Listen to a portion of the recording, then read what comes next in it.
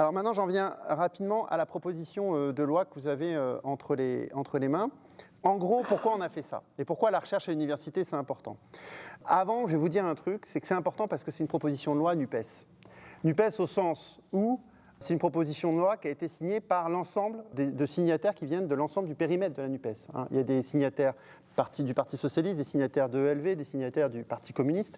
Et moi, je pense que c'est important, juste politiquement, parce qu'on a un moment fragile dans le pays. On voit bien quand même qu'il y a une fébrilité du gouvernement. Et on a besoin d'avoir des propositions de loi qui donnent à voir ce que nous on ferait si on était aux manettes et si on était au gouvernement. Et je suis d'accord avec ce que tu as dit, la recherche et l'université, trop longtemps, n'ont pas été dans le viseur de la gauche. On n'a pas essayé de reprendre à la racine ces problèmes. Donc, pourquoi c'est important l'université et la recherche?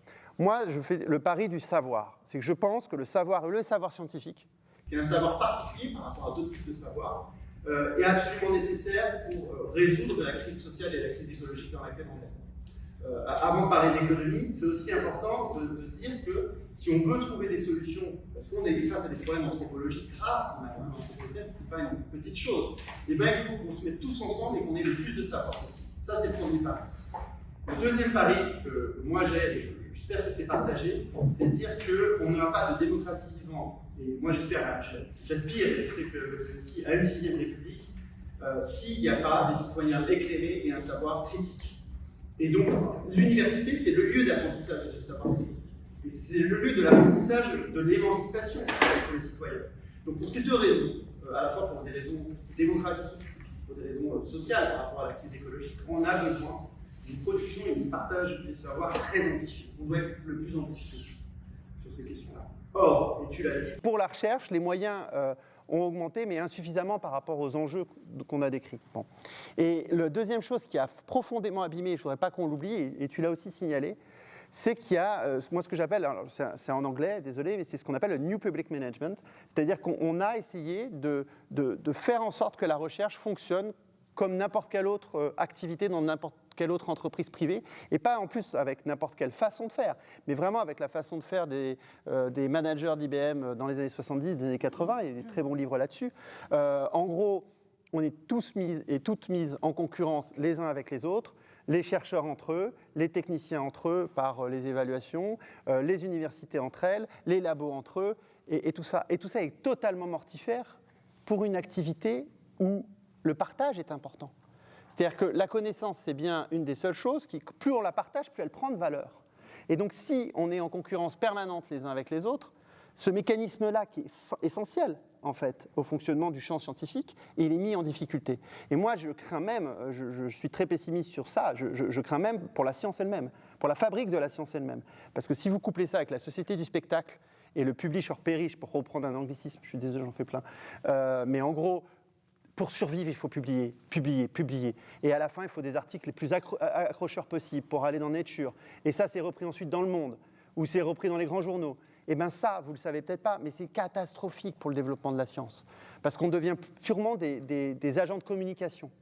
Et on est évalué comme ça.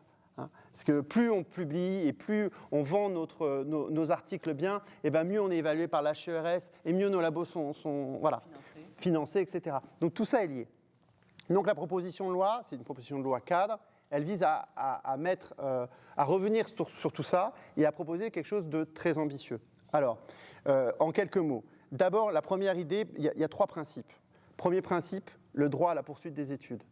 Deuxième principe, gouverner par les besoins. Et troisième principe, la liberté académique. Maintenant, je vais les décliner. Le droit à la poursuite des études, ça veut dire quoi? Ça veut dire que si quelqu'un est qualifié, c'est-à-dire qu'il a un baccalauréat, on peut se dire que le baccalauréat a perdu de sa valeur. Ça, on peut avoir le débat. Mais à partir du moment où on pense que ça a une valeur et qu'il a un baccalauréat, il doit pouvoir trouver une place dans la licence de la discipline qu'il souhaite. Voilà. Alors, en relation avec ce qu'il a choisi avant le bac, évidemment. Mais il doit trouver une place. Aujourd'hui, en 2023, c'est dans le rapport, 300 000 étudiants n'ont pas trouvé la formation qu'ils souhaitaient après le système Parcoursup. Alors, quand ils vous donnent les chiffres en pourcentage, vous avez l'impression que les pourcentages sont bons, 70%, 80%. Mais la population étudiante est énorme. Si vous transformez ça en nombre d'étudiants, ça veut dire 300 000 étudiants qui voulaient faire une formation du supérieur et qui n'ont pas trouvé la formation du supérieur qu'ils souhaitaient. C'est beaucoup trop. Au vu des enjeux, il y a des jeunes qui veulent se former, on leur dit non. Enfin, c'est pas possible. Bon. Pareil pour le master. Quand on est en master, en licence, si on a une licence et qu'on a sa licence, alors soit on la donne à n'importe qui, alors ça va pas, mais si on la donne, ça veut dire que la personne est qualifiée en licence, et bien il doit pouvoir trouver une place en master. Voilà. Et donc dans ce principe simple, c'est évidemment la suppression de Parcoursup et de Trouve mon master, mais c'est de réinscrire dans la loi ce qu'il y avait dans la loi avant la loi ORE. C'est-à-dire c'est un droit opposable, hein, en gros. On doit pouvoir trouver une licence. Bon. Moi, j'ai fait remarquer à la ministre que la réussite n'a pas augmenté. C'est dans le rapport, vous pouvez le retrouver. La réussite a à peine augmenté, et vu qu'on a fait de la sélection, en fait, on aurait dû avoir une augmentation forte de la réussite, du taux de réussite en licence. Ce n'est pas du tout le cas. Hein. On a augmenté de 1 ou 2%, c'est très faible. Donc ça, c'est le premier point qui me semble important. Et l'autre point qui permet de faire le lien avec l'autre condition de la réussite des étudiants, c'est la gratuité. On propose la gratuité de l'université. C'est extrêmement symbolique parce qu'en réalité, ce n'est pas une part relativement infime des budgets des universités. Et ça permet de dire l'école est gratuite, l'université est gratuite. Voilà. Alors, une fois qu'on a dit ça, il faut que les étudiants puissent quand même aller à l'université et vivre. Donc, il y a les conditions des étudiants. Et ça, on a vu les étudiants dormir dans leur voiture. Je crois que c'est un article à Toulouse, où j'ai vu qu'ils dormaient sous des tentes à Toulouse. Bon. Des étudiants qui sont obligés de se prostituer, contraintes de se prostituer. J'ai vu passer ça. Voilà, des choses terribles qui vivent. On a vu avec le Covid. Ça nous a frappés tous et toutes, je crois. Enfin, bon, donc, il faut quand même qu'ils aient les moyens. Et donc, c'est pour ça qu'on propose l'allocation d'autonomie. Une grande partie maintenant des syndicats étudiants proposent la même chose. En gros, 1 063 € pour tous les étudiants qui sont détachés du foyer fiscal de leurs parents. Ça, c'est ce qui coûte le plus cher à la société, par ailleurs. Hein. Donc Jean-Luc Mélenchon avait trouvé un truc pour dire, bon, en gros, au-dessus de 12 millions, je crois que c'était ça, on prend tout, des héritages. Bon. Ah, mais c'est vrai que ça coûte cher, ça coûte cher, mais c'est un choix de société. Le reste de tout ce que je vais vous annoncer, ça coûte cher, mais en réalité, l'argent, il existe quelque part et on pourra en débattre. Bon. Mais ça coûte cher et l'argent, il faut aller le chercher. Bon. Mais c'est un choix de société, on investit dans la jeunesse. Donc allocation d'autonomie, tendre vers une restauration gratuite. Je dis tendre parce que ça peut être d'abord comme ce que la députée socialiste a proposé là dans sa niche, le repas à 1 € au niveau du Crous. Et ensuite, si vraiment on augmente les moyens des Crous, on peut aller vers la gratuité. Et puis massivement investir dans le logement étudiant pour casser finalement le problème du logement. Voilà, parce que là, il faut aussi qu'ils puissent se loger. Mais une fois qu'on a dit ça, et moi c'est ce que je dis aussi à mes camarades de l'AFI qui s'en tiennent qu'à Parcoursup, je pense que ce n'est pas suffisant. Parce qu'une fois qu'on a dit ça, c'est bien beau, mais moi je connais beaucoup de maîtres de conférences, ils me disent bah, c'est bien beau, mais on va en faire quoi des étudiants? Et donc oui, on va en faire quoi? Il faut qu'il y ait des moyens en face. Parce que si on s'arrête juste à la suppression de Parcoursup, ça ne va pas. Il faut qu'il y ait des maîtres de conférences, il faut qu'il y ait des techniciens aussi des BIAT, il faut qu'il y ait tous les moyens, y compris des nouveaux locaux. C'est ce que me disait la présidente aujourd'hui de l'université du Mirail. Elle allait voir le recteur, elle a dit bon là on a 1000 étudiants de plus cette année, quand on a ce type de chiffres pour les lycéens, on construit des lycées. Et bien là non, je les accueille. Et je n'ai pas de nouveau poste de maître de conf, j'ai pas de bâtiment supplémentaire. En gros, il faut 30 000 personnes en plus, voilà. Donc une partie est prise dans la LPR, je vous en reparlerai un peu, mais il en faut 30 000 maîtres de conf, chercheurs, voilà. C'est 30 000 sur 5 ans, hein, c'est pas 30 000 d'un coup. Il faut les former, de toute façon, voilà.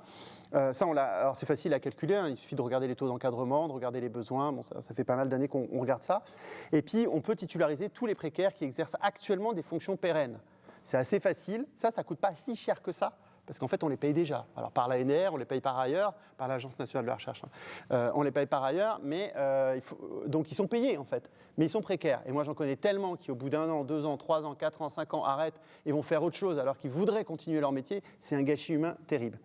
Et puis, il faut augmenter les salaires. Hein. Je rappelle quand même qu'un chercheur CNRS, il commence à 1 800 € net. Et en général, maintenant, c'est 36 ans, l'âge moyen, pour rentrer au CNRS. Donc, à 36 ans, vous commencez avec 1 800 € net. Bon courage. Donc, pour vous loger juste à Paris, imaginez, ça passe pas. Moi, j'ai un collègue, il vient d'être recruté à Aix, en Provence, il ne sait pas comment faire pour se loger. Bon. Donc, il faut augmenter les salaires. Nous, on propose 10% mais là, c'est plus difficile dans une loi. En fait, normalement, c'est le point d'indice des fonctionnaires. Donc, dans une proposition de loi juste sur l'enseignement supérieur de la recherche, on ne peut pas résoudre le problème. Voilà pour la partie université et les moyens pour l'université. J'irai plus vite sur la partie recherche, après on pourra en débattre. Mais l'idée pour la partie recherche, c'est d'en finir avec ce management qui finalement part d'un principe un peu que moi je trouve pas sain, ils ne font pas confiance. Ils ne font pas confiance dans les chercheurs. Bon. Et moi, je pense qu'il faut retrouver le confiance avec des crédits récurrents assez massifs. Il faut redonner du souffle. Donc moi, je propose une mesure phare qui est la suppression de l'Agence nationale de la recherche. Ça peut faire débat, mais c'est pour se désintoxiquer du mode d'appel à projet. Parce qu'il faut qu'on se désintoxique de ça, qu'on ait des crédits récurrents et qu'on apprenne à retravailler avec des crédits récurrents, hein, à avoir nos propres projets sur le long terme, qu'on retrouve le temps long qu'on a perdu. Et du coup, on zigzague en permanence dans nos programmes de recherche parce qu'un coup, on va chercher l'argent là, un coup, on va chercher là sur ce projet. Voilà, voilà. Donc, on est bien placé pour... Et ça, c'est plus possible. Et ça ne coûte pas d'argent, hein, parce que si vous supprimez une partie des initiatives d'excellence, pas tout, parce qu'il y a une partie d'équipement qui restera sur projet. Les grands équipements, un accélérateur de particules, c'est pas sur crédit récurrent. On va bien faire un appel d'offres. Bon, ça c'est évident. Mais sur une grande partie, on peut, une partie des initiatives d'excellence et une partie de l'ANR, on peut récupérer l'argent. Et à l'arrivée, j'ai fait les calculs, ça va vous faire rêver. En gros, ça fait 14 000 € par personne titulaire dans un laboratoire. Voilà. Vous faites le calcul, ça fait ça. Vous reprenez l'argent et vous le distribuez, ça fait ça. Et sincèrement, avec ça, on peut vivre correctement, on peut travailler correctement, on peut redistribuer. D'ailleurs, on n'est pas obligé de tout dépenser. Il faut réfléchir à ça. Et voir comment... Il y a différents grains, il y a l'université, il y a le labo. Enfin, tout ça peut s'organiser. Voilà. Je finirai juste là-dessus. Évidemment, il y a les questions d'évaluation, il y a d'autres choses. Et en fait, on a une dernière proposition qui nous ouvre sur la société. C'est comment on communique sur la société. Il nous faut une science ouverte. Hein, et elle s'est beaucoup, on en a discuté avec des collègues chercheurs tout à l'heure, avec ces appels d'offres, cette compétition, c'est beaucoup recroquevillé sur nous. On est finalement moins ouvert qu'on pouvait l'être quand on était plus tranquille. Y compris sur l'innovation, moi j'ai pas de problème à dire on doit faire l'innovation. Mais moi, le nombre de gens qui sont venus me dire j'ai une boîte, je veux faire des drones et faire du suivi de la forêt, je dis j'ai pas le temps en fait. Il y a une start-up, c'est sûrement très intéressant, mais je n'ai pas le temps de te répondre, parce que je suis obligé de répondre à tel appel d'offres et tel appel d'offres. Bon. Donc il faut retrouver ce temps long, et pour la science ouverte, ce qu'on propose, c'est un service public de la publication, parce que pour en finir avec un scandale, on n'en finira pas facilement, voilà, mais qui est que quand on écrit un article, on fait tout le travail, nos collègues qui font la relecture font le reste du travail, et à la fin, il faut qu'on paye pour lire l'article. Ce truc-là, dans n'importe quel truc privé, ça serait impossible, et chez nous, c'est possible. Ça, c'est un peu, et ils font des profits 20% de marge. Hein, c'est très lucratif. Donc, c'est Springer, Blackwell, etc. Voilà. Et donc, pour casser ça, un service public de la publication, ça permettra de commencer à casser ça, parce qu'on aura d'autres voies, et puis on pourra faire émerger d'autres vues, et petit à petit. Alors, en plus, là, je suis assez confiant, parce qu'il y a déjà des tas de mouvements pour aller dans cette direction. Donc, je pense que ça, indépendamment de tout le reste, je pense qu'on peut y arriver. Voilà, je vous remercie. Merci beaucoup.